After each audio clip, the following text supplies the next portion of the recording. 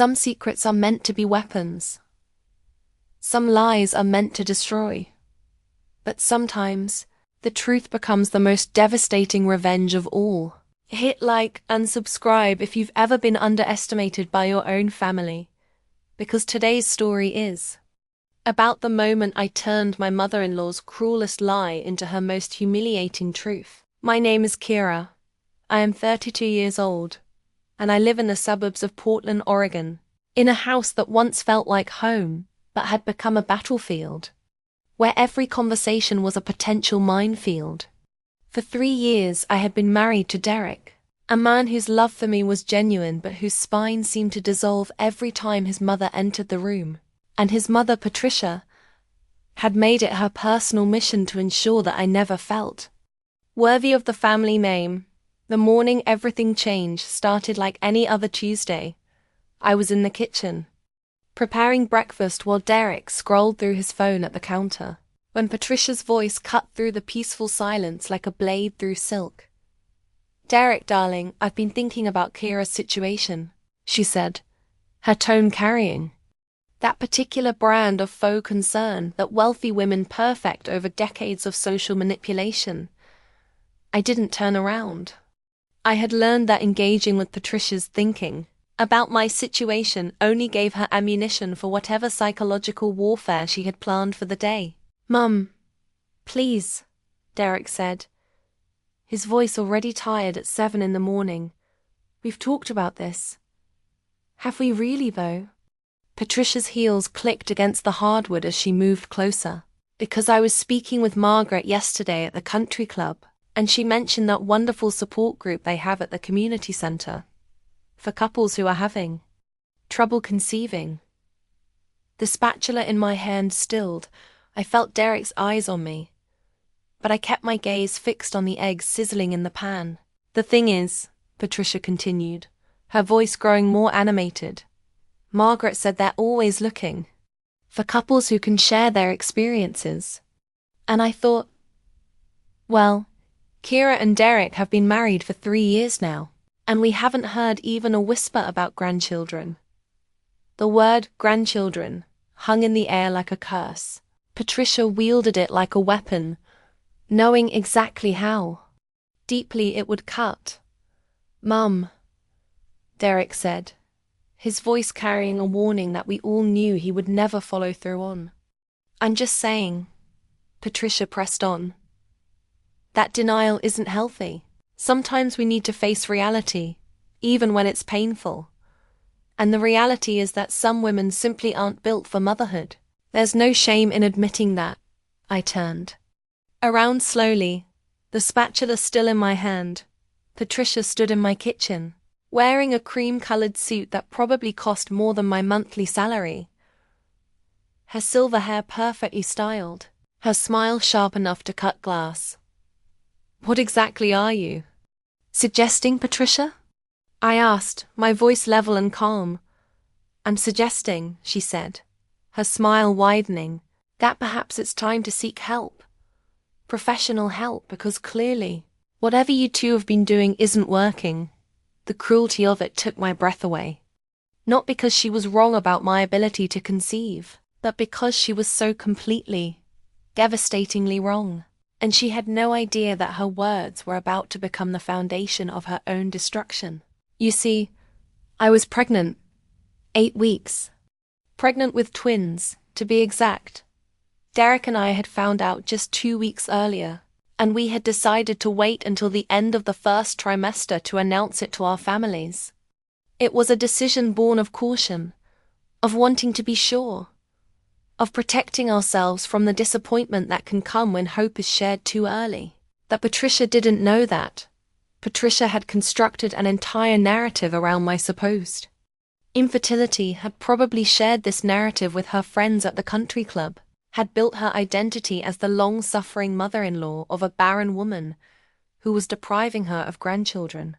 "I think," I said, setting the spatula down with deliberate care, "that you should mind your own business." Patricia's eyebrows rose in perfect arcs. "Excuse me?" "You heard me," I said, my voice still calm but carrying an edge now. My reproductive health is not your concern. My marriage is not your concern. And your opinion about my supposed inadequacies is not welcome in my home. The kitchen fell silent. Except for the soft sizzling of the eggs.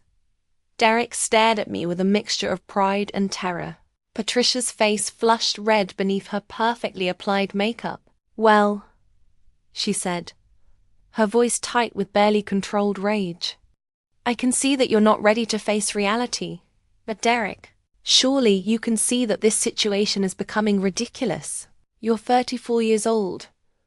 You should have children by now. And if Kira can't give them to you, then perhaps it's time to consider other options." The words hit Derek like a physical blow. I watched his face crumple. Watched him struggle between his loyalty to his mother and his love for his wife. And I realized, in that moment, that Patricia was not just attacking me. She was attacking our marriage, our future, our very foundation as a couple. "Get out," I said, my voice low and dangerous. "I beg your pardon?" Patricia's voice rose an octave. "Get out of my house," I repeated. Louder this time. "Get out. And don't come back until you're ready to apologize for what you just said." Patricia looked to Derek, expecting him to defend her, to put me in my place, but Derek, to his credit, remained silent. His face was pale, his hands trembling slightly, but he didn't contradict me. "Fine," Patricia said, her voice dripping with disdain. "But mark my words, Kira. This delusion of yours will only hurt you in the end. And when you're ready to face the truth, I'll be here to help you through it." She swept out of the kitchen, leaving behind the lingering scent of her expensive perfume and the weight of her cruelty. Derek and I stood in silence for a long moment, the eggs burning in the pan. "I'm sorry," Derek said finally, his voice barely above a whisper. "I know," I replied, turning off the burner. But sorry isn't enough anymore. Over the next few days, I began to notice changes in Patricia's behavior. She started calling Derek more frequently. Had conversations peppered with subtle questions about our plans for the future, our discussions about children, my health.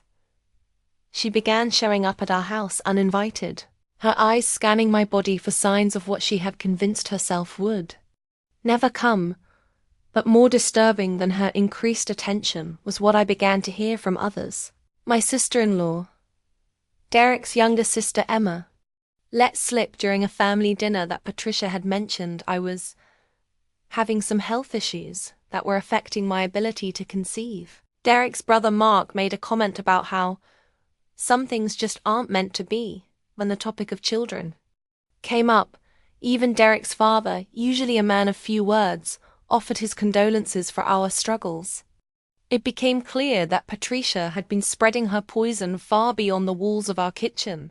She had created a narrative, a story in which I was the tragic figure, the broken woman who couldn't give her son what he deserved. And she had shared this story with everyone who would listen, building sympathy for herself as the grandmother who would never be, and painting me as the obstacle to her family's happiness.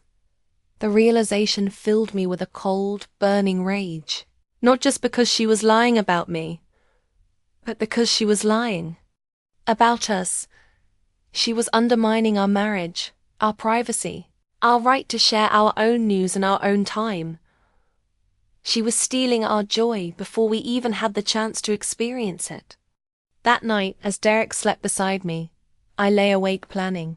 I thought about the support group Patricia had mentioned, the one for couples struggling with infertility. I thought about how pleased she would be to drag me there, to have her narrative of my inadequacy validated by a room full of people who were actually dealing with the struggles she had invented for me. And I thought about how devastating it would be for her when the truth came out.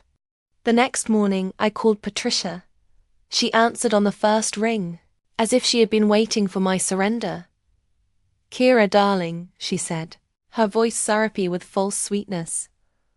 "I was hoping you'd call. I've been thinking about our conversation yesterday. And I want you to know that I'm here for you, whatever you need. Actually, I said, forcing my voice to sound small and defeated.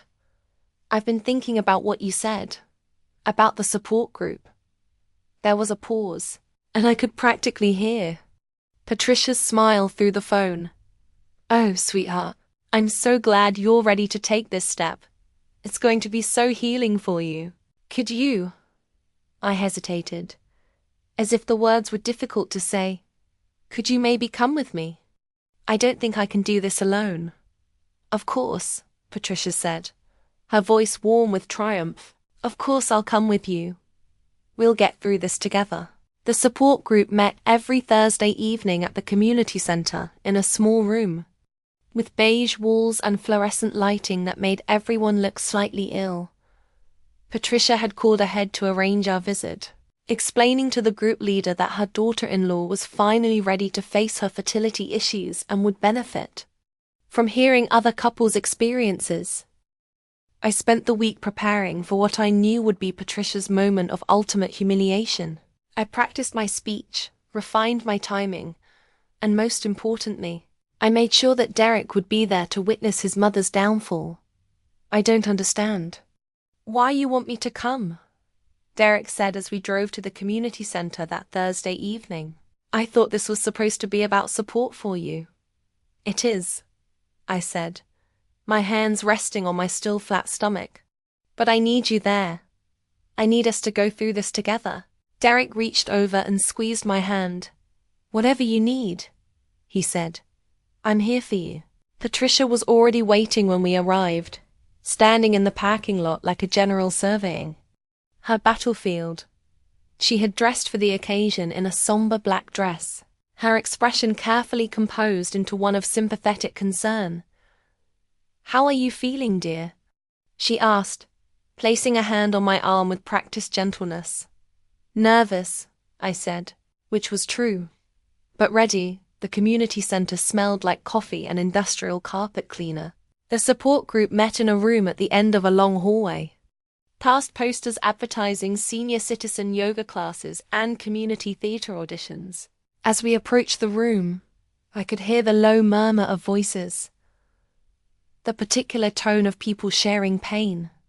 The group leader, a woman named Susan with kind eyes and graying hair, greeted us at the door. You must be Kira, she said, her voice warm but professional. Patricia told me so much about you. I'm so glad you decided to join us. The room was arranged in a circle of folding chairs, about 15 people sitting in couples or alone. Their faces carried the particular weight of those who had been disappointed too many times, who had learned to guard their hope like a precious, fragile thing. Patricia had positioned herself strategically, choosing seats that would allow her to observe both me and the group's reaction to my presence. She had also, I noticed, positioned herself where she could easily make eye contact with the other attendees, ready to accept their sympathy and admiration for her support of her struggling daughter-in-law. Welcome, everyone, Susan said as we settled into our chairs. Tonight we have some new faces joining us. Would you like to introduce yourselves? I looked around the circle, at the faces of people who were genuinely struggling with infertility, who had come here seeking comfort and understanding. For a moment I felt a stab of guilt for what I was about to do, but then I looked at Patricia, sitting beside me with her expression of saintly suffering, and my resolve hardened. My name is Kira, I said, my voice steady. This is my husband Derek and his mother Patricia. I paused, letting the words sink in. Patricia thought it would be helpful for me to come here because she believes I'm having trouble conceiving. A murmur of understanding rippled through the group. Several people nodded sympathetically. Patricia's smile was serene, the picture of a supportive mother-in-law. We've been married for 3 years, I continued, and Patricia has been very concerned about the fact that we haven't had children yet.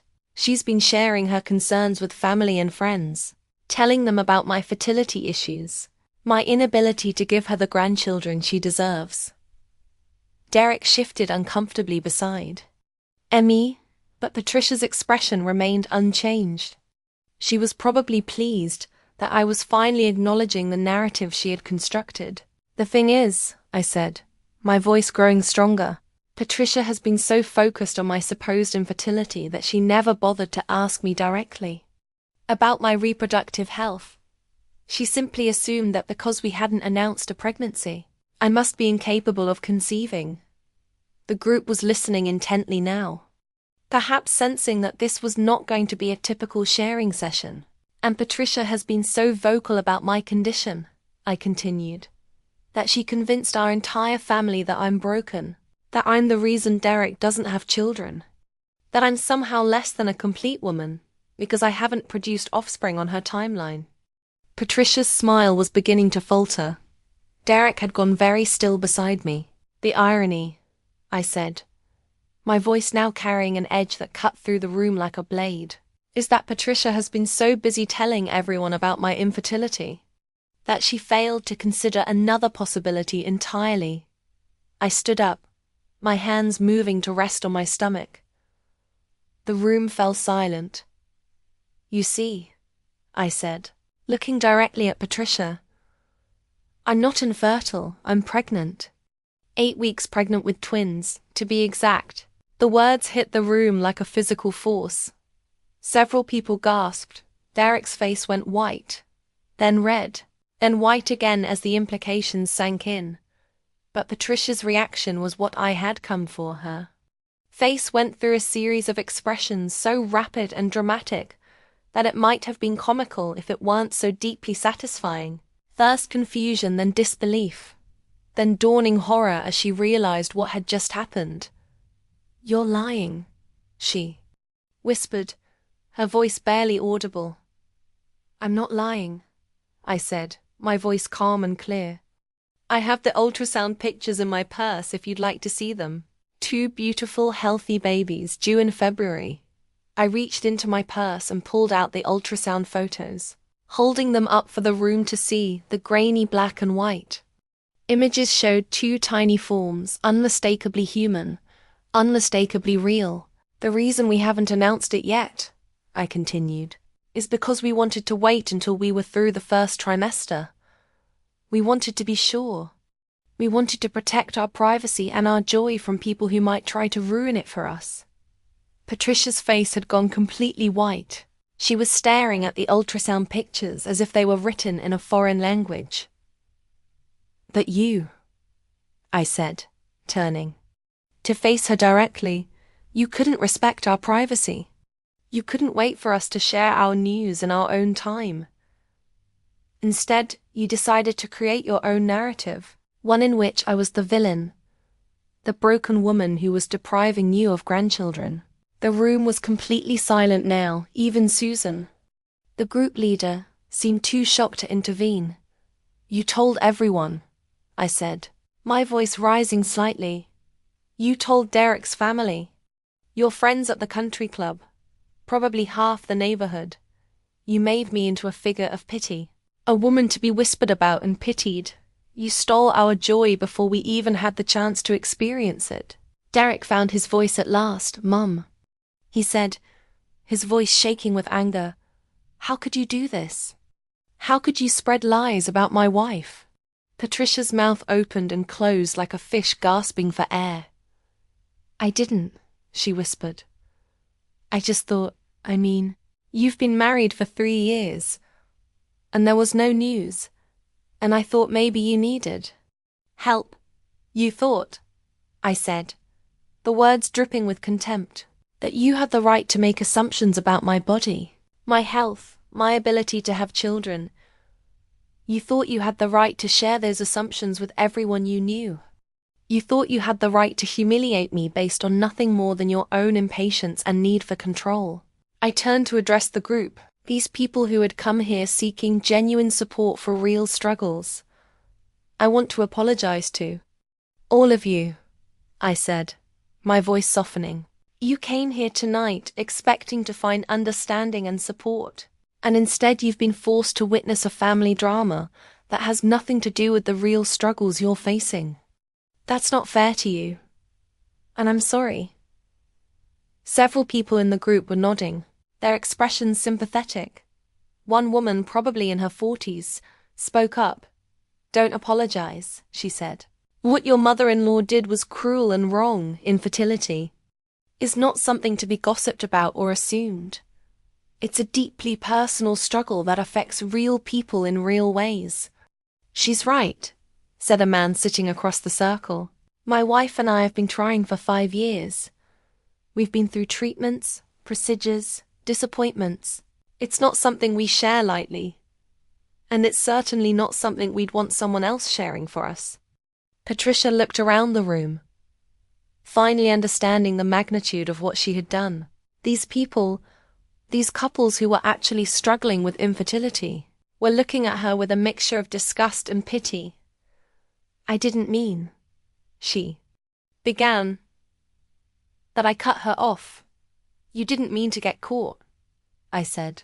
You didn't mean for your lies to be exposed, but you absolutely meant to spread them. You meant to make me feel small and broken, and less than. You meant to position yourself as the long-suffering mother-in-law, the victim of your son's poor choice in wives. I sat back down, my hand still resting on my stomach. But here's the thing, Patricia. I am having your grandchildren, 2 of them, and every time you look at them, every time you hold them, every time you try to play the role of the loving grandmother, you're going to remember this moment. You're going to remember how you tried to convince everyone that I was broken, that I was inadequate, that I was somehow less than a complete woman. The room was so quiet that I could hear the fluorescent lights humming overhead. And more than that, I continued, you're going to remember that you almost missed out on knowing your grandchildren at all, because Derek and I have been talking. And we've been wondering if someone who spreads lies about their daughter-in-law, someone who tries to undermine their son's marriage, someone who values gossip more than family, is really the kind of person we want around our children. Derek reached over and took my hand. Kara's right, he said, his voice stronger now. Mum, what you did was unforgivable. You tried to destroy my wife's reputation based on nothing more than your own assumptions and impatience. You made her feel unwelcome in her own family. Patricia's eyes filled with tears, but they were tears of self-pity, not remorse. I was just worried about you, she said. I wanted you to be happy. I wanted you to have children. You wanted control, I said. You wanted to be the center of attention, the grandmother who had sacrificed so much for her ungrateful daughter-in-law. You wanted to be the hero of your own story, and you decided to make me the villain. I stood up again, Derek rising beside me. We're leaving now, I said. And Patricia, you're not welcome in our home until you're ready to apologize. Not just to me, but to everyone you lied to. You need to call your friends, your family, everyone you gossiped with, and tell them the truth. Tell them that you spread lies about your daughter-in-law, that you violated our privacy, that you tried to undermine our marriage. Patricia's face crumpled. You can't keep me away from my grandchildren, she said, her voice breaking. I'm not keeping you away, I said. You're keeping yourself away. Every lie you told, every assumption you made, every moment you chose gossip over respect. You were building a wall between yourself and the family you claim to love. Derek and I walked toward the door, leaving Patricia sitting alone in her chair, surrounded by people who now knew exactly what kind of person she really was. As we reached the door, I turned back to address the group one more time. Again, I apologize for disrupting your meeting, but I want you to know that seeing your strength, your support for each other, your dignity in the face of real struggle, has reminded me of what truly matters. Family isn't about blood or expectations or timelines. It's about love, respect, and support. And that's what I want for my children. We left the community center in silence, walking to our car under the glow of the parking lot lights. Derek was quiet, processing what had just happened, what his mother had done, what it meant for our future. "Are you okay?" he asked finally as we sat in the car. "I'm better than okay," I said. "For the first time in 3 years, I feel like I can breathe." Derek started the car, but he didn't put it in drive. Instead, he turned to me, his eyes bright with unshed tears. "I'm so sorry," he said. "I should have stopped her. I should have defended you. I should have put an end to this a long time ago. You couldn't have known," I said. "None of us could have predicted she would spread lies about something so personal. That I should have known she was capable of it." Derek said, "I've seen her do it before. To other people, I just never thought she would do it to you." I reached over and took his hand. "What matters is what we do now," I said. "What matters is that we protect our family, our children, from this kind of toxicity." Derek squeezed my hand. "Our children," he said, his voice full of wonder. "Twins. I still can't believe it." "Believe it," I said, smiling for the first time in weeks. "We're going to have 2 beautiful babies, and they're going to grow up in a home where they're loved and respected and valued for who they are, not for what they can do for someone else's ego." The drive home was peaceful, filled with the comfortable silence of 2 people who had faced a crisis and emerged stronger. We talked about nursery colors and baby names, about the logistics of twins and the joy of finally being able to share our news with the people who mattered. But as we pulled into our driveway, I noticed Patricia's car parked on the street. She was sitting in the driver's seat, her phone pressed to her ear, probably calling Derek to plead her case. "She's here," Derek said, his voice tired. "I know," I said, "but we don't have to talk to her. Not tonight. Not until she's ready to." "Do what we asked." Derek nodded. "You're right. We have more important things to focus on." We walked past Patricia's car without acknowledging her presence. She rolled down her window and called Derek's name, but he didn't turn around. For the first time in our marriage, he chose me over his mother's demands. Inside our house, we sat on the couch and I pulled out the ultrasound pictures again. 2 tiny forms, our children, the future we had been protecting from Patricia's poison. "What do you think she'd do?" Derek asked, studying the images. "I think she'd try to make this our fault," I said. "I think she'd tell people that we were cruel to her, that we humiliated her, that we're keeping her away from her grandchildren out of spite. But people will see through that, won't they?" Derek asked. "They'll understand that what she did was wrong." "Some will," I said. "The people who matter will. But Patricia has been building her reputation as a victim for years. She's very good at making herself seem like the injured party." Derek was quiet for a moment. "I don't care," he said finally. "I don't care what she tells people or what they think. I care about you and our babies. That's all that matters." Over the next few days, the fallout from that evening began to unfold. Patricia did indeed call Derek repeatedly, leaving voicemails that ranged from tearful apologies to angry accusations. She claimed she had been trying to help, that she had been worried about us, that she had never meant to hurt anyone. But she also began calling other family members, trying to control the narrative. She told Derek's sister Emma that I had humiliated her in front of strangers, that I had been cruel and vindictive. She told Derek's brother Mark that we were being unreasonable, that we were punishing her for caring too much. The family began to choose sides. Emma, who had always been close to Patricia, initially supported her mother's version of events. She called Derek to tell him that he was being too harsh, that Patricia had made a mistake but didn't deserve to be cut out of their lives. But when Derek explained exactly what Patricia had done, how she had spread lies about my fertility to anyone who would listen, Emma's tune changed. She really told everyone that Kira was infertile. Emma asked, her voice shocked. She told everyone. Derek confirmed. And she did it without ever asking us directly about our family plans. She just assumed and then spread those assumptions like they were facts. That's horrible, Emma said. I mean, even if it were true, that's not something you share with other people. That's private. Mark's reaction was similar. Initially defensive of his mother, he became increasingly disturbed as he learned the full extent of Patricia's gossiping. He admitted that Patricia had made similar comments to him and his wife about their decision to wait before having children. She asked Lisa if she was having women's problems. Mark said, Lisa was so embarrassed. We just brushed it off because, that's Mom. But maybe we shouldn't have. The most revealing conversation came from Derek's father.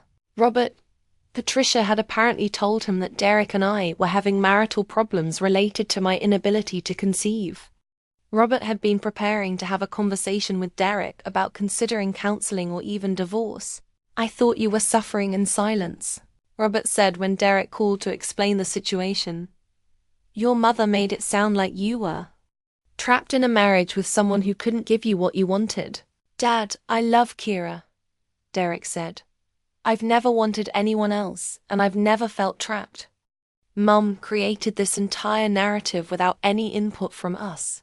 I'm beginning to see that, Robert said. Your mother has always been prone to drama, but this is different. This is cruel. As the truth spread through the family, Patricia found herself increasingly isolated. The people she had been gossiping with began to distance themselves from her. Her friends at the country club, who had initially been sympathetic to her plight as a grandmother denied grandchildren, were horrified to learn that she had been spreading lies. Margaret, the friend who had originally suggested the support group, called Patricia to express her disgust. You made me complicit in your lies, she said. I recommended that support group because I thought your daughter-in-law was genuinely struggling. Instead, you used it as a prop in your campaign of gossip and manipulation. The community center also banned Patricia from attending any future support group meetings. Susan, the group leader, called me personally to apologize for Patricia's behavior and to assure me that they took the privacy and dignity of all participants very seriously.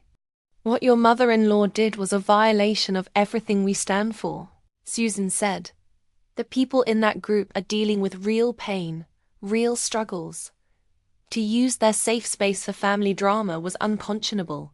But perhaps the most satisfying consequence was what happened with Patricia's social circle. The women she had been gossiping with began to wonder what she had been saying about them. If she could spread lies about her own daughter-in-law, what had she been saying about their personal lives? One by one, they began to distance themselves from Patricia. Invitations stopped coming.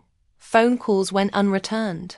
The social network she had built on gossip and manipulation began to crumble as people realized that her friendship came with the price of having their private lives dissected and shared.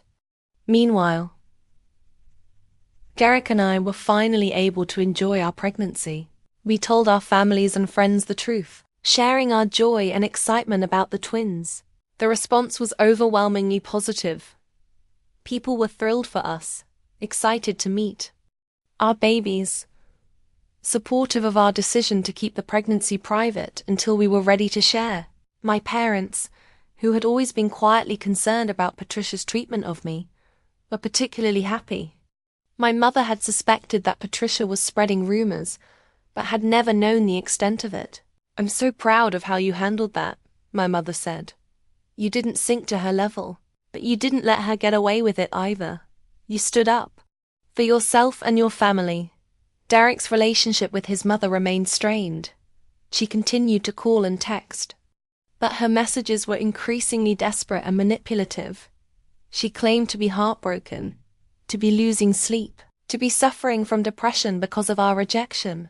She's trying to make us feel guilty, Derek said after listening to a particularly dramatic voicemail. She's trying to make this about her pain, instead of acknowledging what she did wrong. I know, I said, but that's her choice. We gave her a clear path to redemption. She just has to apologize and tell the truth to the people she lied to. It's not complicated. But she won't do it, Derek said. She won't admit she was wrong. Because that would mean giving up control. He was right. Patricia's apologies, when they came, were always qualified. She was sorry that I had been hurt. Sorry that there had been a misunderstanding. Sorry that things had gotten so complicated. But she was never sorry for what she had actually done. Never acknowledged that she had spread lies. Never took responsibility for her actions. As my pregnancy progressed, Patricia's desperation grew. She began showing up at our house uninvited, leaving gifts on our doorstep, sending cards and letters. She contacted my parents, trying to enlist them in her campaign for forgiveness. She called me yesterday. My mother told me during one of our weekly phone calls. She wanted me to convince you to forgive her. She said she was just trying to help, that she had been worried about you. What did you tell her? I asked. I told her that if she was really worried about you, she should have talked to you directly instead of spreading gossip behind your back, my mother said. I also told her that forgiveness is earned, not demanded. The twins were born. On a snowy February morning, 2 perfect little girls with Derek's eyes and my stubborn chin. We named them Luna and Stella. Celestial names for our little stars. The delivery was complicated, but both babies were healthy and strong. Derek cried when he held them for the first time.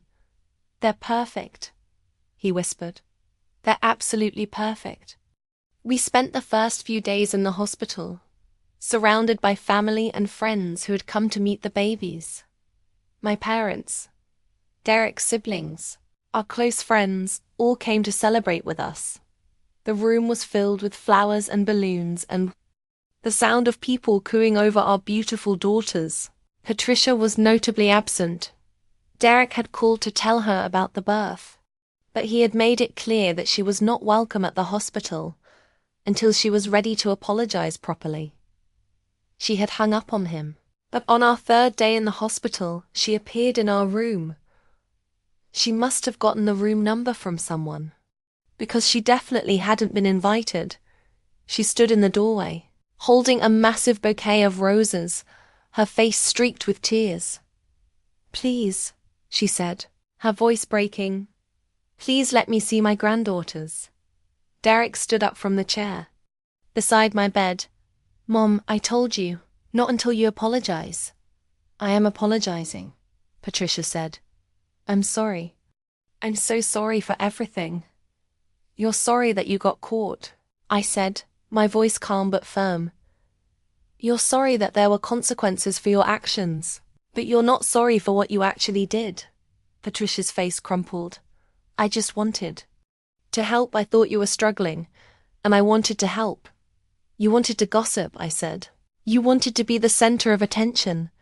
You wanted to have something interesting to share with your friends, and you decided to sacrifice my dignity and privacy for your entertainment." "That's not true," Patricia said, but her voice lacked conviction. "It is true," Derek said. "Mum, you told everyone that Kira was infertile. You told them without asking us, without knowing if it was true, without considering how it would affect us. You made our private life into public entertainment." Patricia looked around the room, at the flowers and cards and evidence of celebration. "I've missed everything," she said. "I've missed the pregnancy, the birth, the beginning of their lives. Please don't make me miss any more."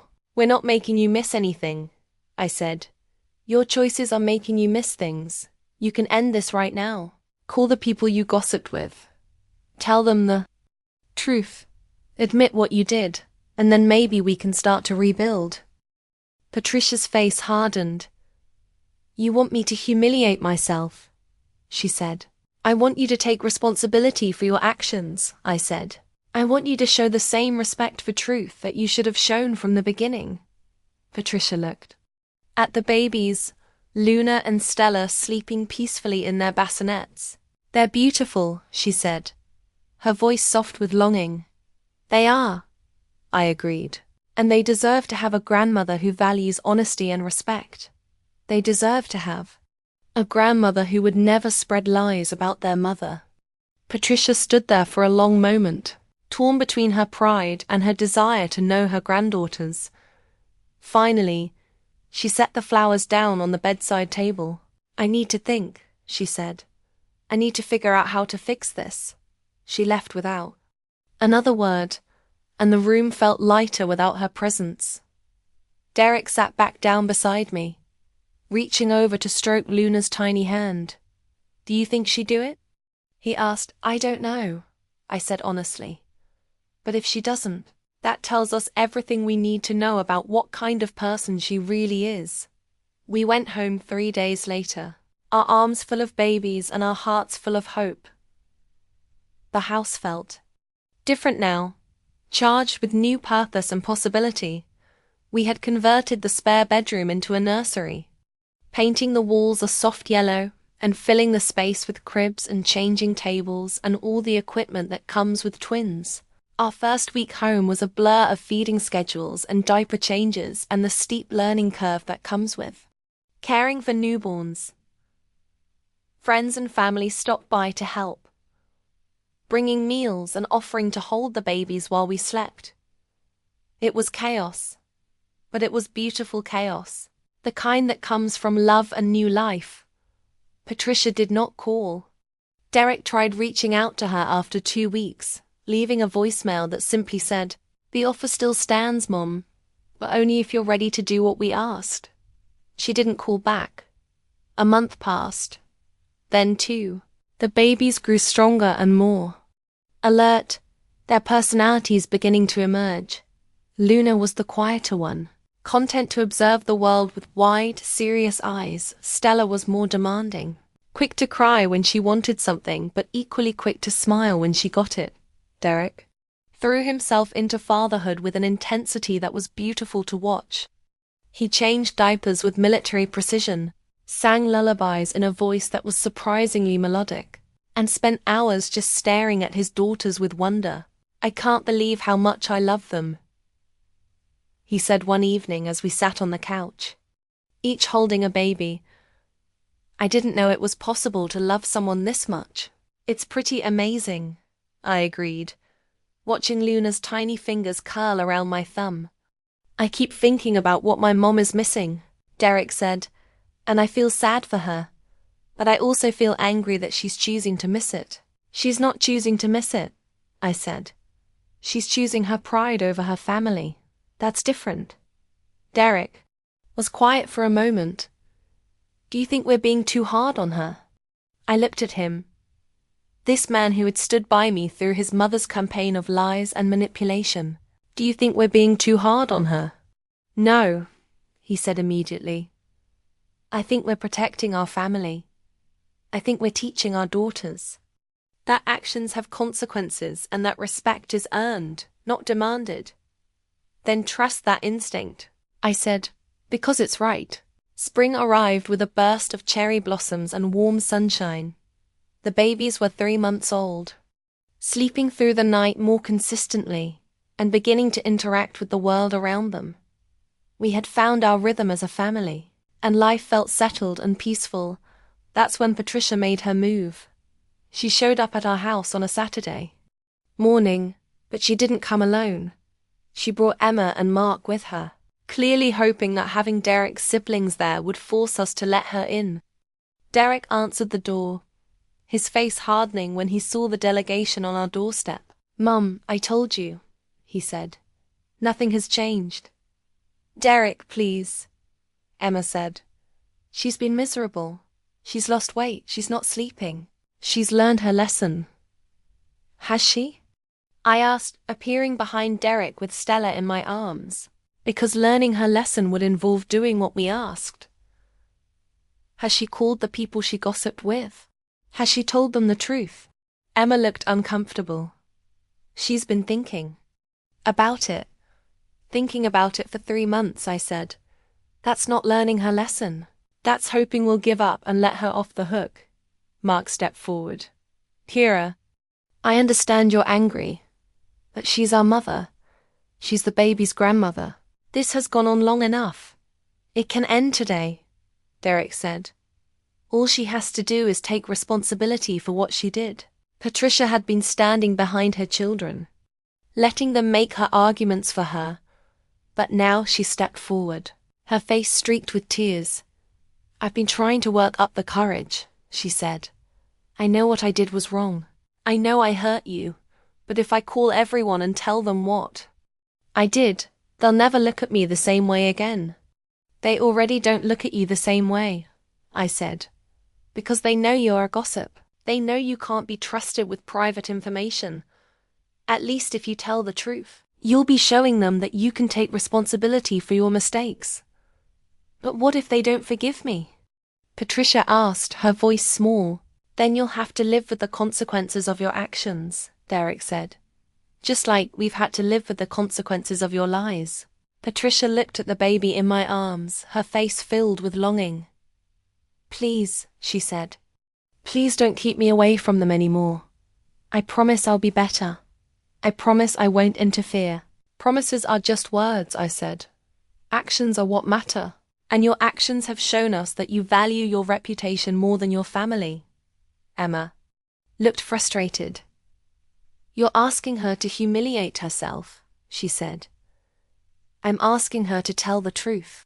I said, if the truth is humiliating, that's because her lies were humiliating.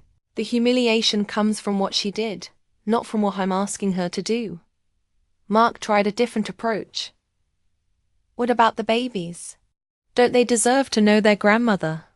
They deserve to know a grandmother who respects their mother. Derek said, they deserve to know a grandmother who values honesty and integrity. If that's not who Mom is, then maybe it's better that they don't know her at all. The words hit Patricia like a physical blow. She staggered backward, her face going white. You don't mean that, she whispered. I do mean it, Derek said. Mom, you had a choice. You could have been the grandmother who loved and supported our family. Instead, you chose to be the grandmother who spread lies and tried to undermine our marriage. That's not the kind of person I want around my daughters. Patricia looked around at her children, clearly hoping one of them would come to her defense. But Emma and Mark were both staring at the ground, finally understanding the magnitude of what their mother had done. I'll do it, Patricia said suddenly. I'll call everyone, I'll tell them the truth. When? I asked. Now, Patricia said. I'll start today. Derek and I exchanged glances. All of them, I said. Everyone you gossiped with, your friends, your family, anyone you told about my supposed infertility. Yes, Patricia said. Everyone. And you'll tell them exactly what you did, Derek said. You'll tell them that you spread lies about Kira, that you violated our privacy, that you tried to undermine our marriage. Patricia winced, but she nodded. Yes. And you'll apologize to them for making them complicit in your lies, I added.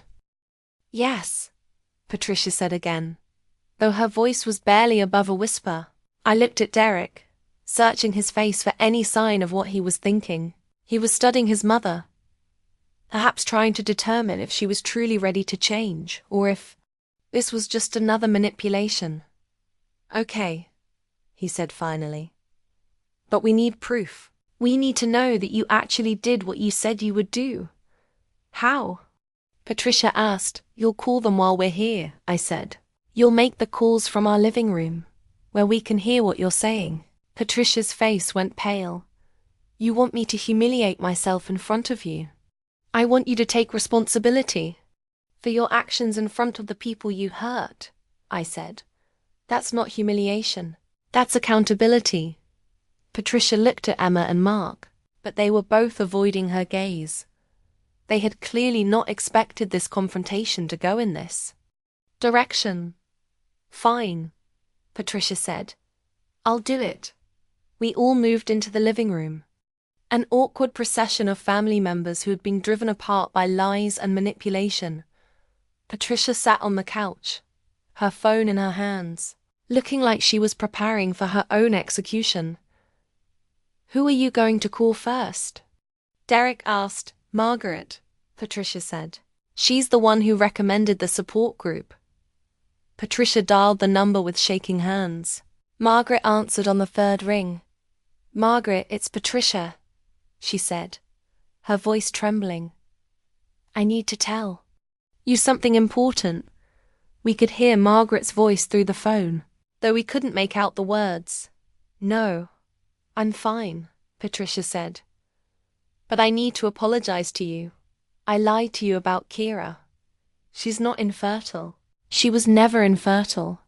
She's actually had twins, beautiful, healthy twins. And I made up the whole story about her having fertility problems." Margaret's voice rose in pitch and volume, even without being able to hear her words. Her shock and anger were clear. "I know," Patricia said, tears streaming down her face. "I know it was wrong. I was impatient and controlling. And I made assumptions about their private life. I violated their privacy and made you complicit in my lies." The conversation continued for several more minutes, with Patricia accepting Margaret's anger and disappointment. When she hung up, she looked drained. "Who's next?" Derek asked. One by one, Patricia made the calls. She called her sister, her neighbor, her book club friends, the women from her volunteer organization. Each conversation was painful to watch, but also oddly satisfying. With each call, Patricia was forced to confront the reality of what she had done, to see how her lies had affected not just us, but everyone she had involved in her web of gossip. Some people were angry. Some were disappointed. Some were simply confused about why Patricia had felt the need to spread such intimate lies about her own family. But all of them were forced to reckon with the fact that Patricia was not the person they had thought she was. The hardest call was to Derek's aunt, Patricia's younger sister, who had been particularly sympathetic to Patricia's supposed plight as a grandmother denied grandchildren. "I don't understand," we could hear her saying. "Why would you make up something like that? Why would you lie about something so personal?" "Because I wanted to be right," Patricia said, her voice breaking. "I wanted to be the victim. I wanted people to feel sorry for me, instead of questioning why my son and daughter-in-law weren't sharing their private business with me." It took 3 hours to make all the calls. By the end, Patricia was exhausted and emotionally drained. She had cried through most of the conversations, not tears of self-pity, but tears of genuine remorse and shame. "I'm done," she said finally, setting her phone down on the coffee table. "I've called everyone I can think of." Derek and I looked at each other. This was more than we had expected, more accountability than we had thought Patricia was capable of. "How do you feel?" I asked. "Horrible," Patricia said. "I feel horrible. I feel like I've destroyed my reputation, my relationships, everything I've built over the years." "You did destroy those things," Derek said. "But you didn't destroy them today. You destroyed them when you decided to spread lies about Kira. Today you just owned up to what you had already done." Patricia nodded, wiping her eyes with a tissue. I know that now." She looked at me, her face raw with emotion. "Kira, I am so sorry. I am so deeply, truly sorry for what I did to you. I had no right to make assumptions about your personal life. I had no right to share those assumptions with other people. I had no right to try to make you feel small or broken or inadequate." The apology was more complete than anything she had offered before. It was specific. It was accountable. And it seemed to come from a place of genuine understanding, rather than just a desire to get what she wanted. "I accept your apology," I said. "But I need you to understand that trust is rebuilt slowly. What you did caused real damage, and it's going to take time to repair." "I understand," Patricia said. "I'll do whatever it takes." "What it takes," Derek said, is for you to be a different person. It takes respecting boundaries, respecting privacy, and treating Kira with the dignity she deserves. I will, Patricia said. I promise I will. I looked at the babies, Luna sleeping peacefully in her bouncy seat, and Stella beginning to fuss in Derek's arms. These were the people who mattered most now, these tiny humans who would grow up in a world where their mother was respected and their family was protected. Would you like to hold them? I asked. Patricia's face lit up with hope and joy. Really? You'd let me? I'd let you try, I said. But the first time you overstep, the first time you try to undermine us, or spread gossip or interfere in our parenting, you're out, no second chances. I understand, Patricia said. I understand completely. I picked up Luna and placed her gently in Patricia's arms. Patricia's face transformed as she looked down at her granddaughter.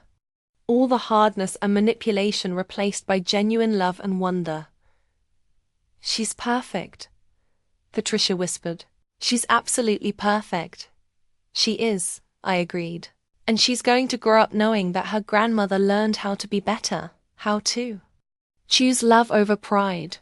Over the following months, Patricia worked to rebuild her relationships with both us and the people she had lied to.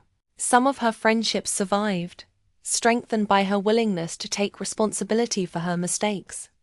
Others didn't, and Patricia had to learn to live with the consequences of her actions. But her relationship with us slowly began to heal. She was careful with boundaries, respectful of our privacy, and genuinely supportive of our family. She babysat the twins when we needed help, but she never presumed to know better than us about how to raise them. She shared in our joys and celebrations, but she never tried to make herself the center of attention. It wasn't easy. There were moments when I caught glimpses of the old Patricia, the one who wanted to control and manipulate and gossip. But she seemed to catch herself now, to remember what her behavior had cost her, and choose a different path. The babies grew into toddlers, bright and curious and full of love. They adored their grandmother, but they also saw her as someone who had earned her place in their lives, through respect and kindness rather than just biology. Derek and I grew stronger as a couple, bonded by the crisis we had weathered together. We had learned that we could protect our family when necessary, that we could stand up to those who would try to undermine us. And that love was not just a feeling, but a choice we made every day. One evening, when the girls were about 2 years old, Patricia was over for dinner. We were all sitting in the living room after the meal, the girls playing with their toys on the floor, when Patricia looked at me with an expression I had never seen before. "Kira," she said, "I need to tell you something." I felt Derek tense beside me, probably wondering if this was the moment Patricia reverted to her old ways. "What is it?" I asked. "I need to thank you," Patricia said, "for not giving up on me, for giving me the chance to be better." "You earned that chance," I said, "by doing the hard work of taking responsibility for your actions." "I know," Patricia said, "but you could have written me off completely. You could have decided that I was too toxic, too manipulative, too set in my ways to change. And you would have been justified in making that decision." She looked at the girls, who were now fighting over a toy truck. "But if you had done that, I would have missed all of this. I would have missed watching them grow up, missed being part of their lives, missed the chance to be the grandmother they deserve." "You're the grandmother they deserve because you chose to become her," Derek said. "That wasn't automatic. That was a choice you made every day." Patricia nodded. "I know, and I'm grateful that you gave me the opportunity to make that choice." As I watched Patricia play with Luna and Stella, I thought about the journey we had all taken. The woman who had once spread lies about my fertility was now on the floor making silly faces at my daughters, making them giggle with delight, The woman who had once tried to undermine my marriage was now one of our most reliable sources of support. People can change, I realized, not easily, and not without consequences, but genuinely and completely. Patricia had lost friends, damaged relationships, and humiliated herself in the process of becoming a better person. But she had also gained something precious: the chance to be part of her grandchildren's lives, to be loved and respected by her family, to be the person she had always been capable of being. The story could have ended differently. Patricia could have chosen her pride over her family, could have refused to take responsibility for her actions, could have missed out on knowing Luna and Stella entirely. But she had chosen differently, and in doing so, she had given all of us the gift of healing and growth. As I tucked the girls into bed that night, Luna asked me about the pictures on her bedroom wall. Among the family photos was one from her second birthday party, showing her and Stella with their parents and grandparents, all of us smiling and happy. "That's your daddy's mommy," I said, pointing to Patricia in the photo. "Your grandmother." "I love Grandma," Luna said sleepily. "No, you do," I said. "And she loves you too, very much." "Did she always love me?" Luna asked. I thought about how to answer that question, how to explain the complexity of love and forgiveness and second chances to a 2-year-old. "She always wanted to love you," I said finally. "But she had to learn how to do it the right way. Like when I had to learn to share my toys." Luna asked, "Exactly like that," I said. "Sometimes grown-ups have to learn how to be better too." Luna nodded solemnly, as if this made perfect sense to her. And maybe it did. Maybe children understand forgiveness and growth better than adults do. Maybe they're more willing to believe that people can change and become better. As I turned off the lights and closed the door, I thought about the support group where this whole story had begun. Those couples, dealing with real struggles and real pain, had witnessed Patricia's lies being exposed, and her humiliation played out in front of them. I hoped they had found some satisfaction in seeing justice done, in seeing someone who had trivialized their struggles forced to face consequences. But I also hoped they had found something else. Hope. Hope that people can change, that families can heal, that even the most damaged relationships can be rebuilt with enough honesty and effort and love. The revenge I had planned that night had been swift and devastating, but the healing that followed had been slow and difficult and ultimately more satisfying than any moment of triumph. Because in the end, what mattered wasn't that Patricia had been punished for her lies. What mattered was that she had learned from them, grown from them, and become someone worthy of our love and trust. The thing about revenge, I realized, the best revenge isn't hurting someone who has hurt you. The best revenge is becoming so happy, so fulfilled, so surrounded by love that their attempts to diminish you become irrelevant. The best revenge is living well, loving deeply, and building a life so beautiful that their poison can't touch it. And that's exactly what we had done.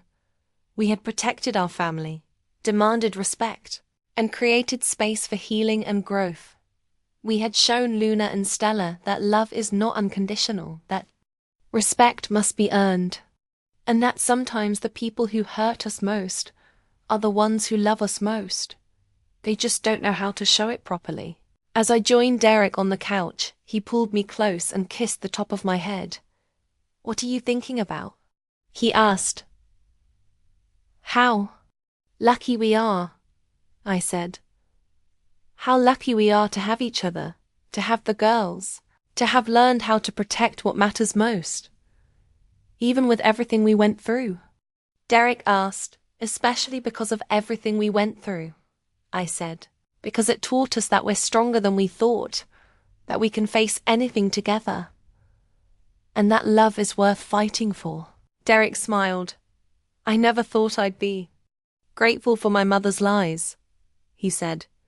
"But in a weird way, I am, because they forced us to become the people we needed to be, and they forced her to become the person she needed to be too. I said. We sat in comfortable silence, listening to the sounds of our home, our family, our life. Outside, the world continued its chaotic dance of joy and sorrow, triumph and defeat, love and loss.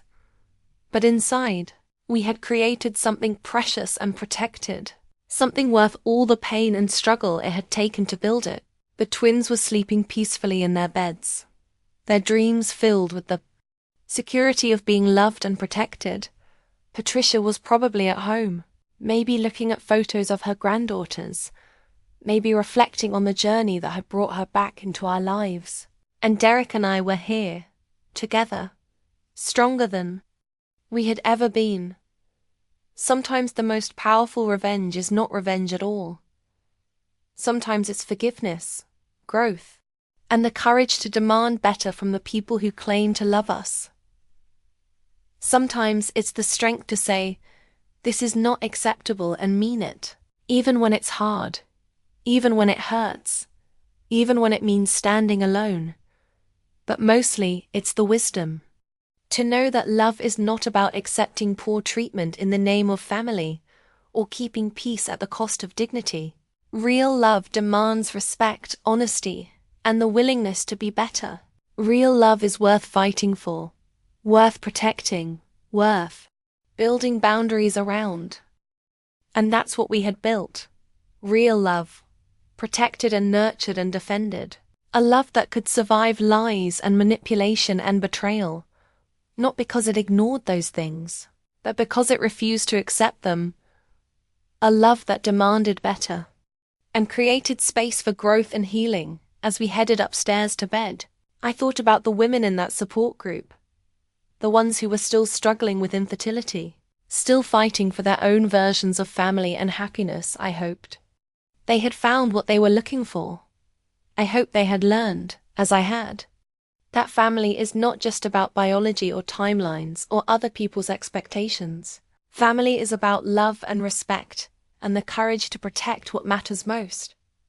And I hope they had learned, as Patricia had, that it's never too late to become a better person, to make amends for your mistakes, to choose love over pride, because that's what real family is about, not perfection, but the willingness to grow, to change, to become worthy of the love we claim to feel.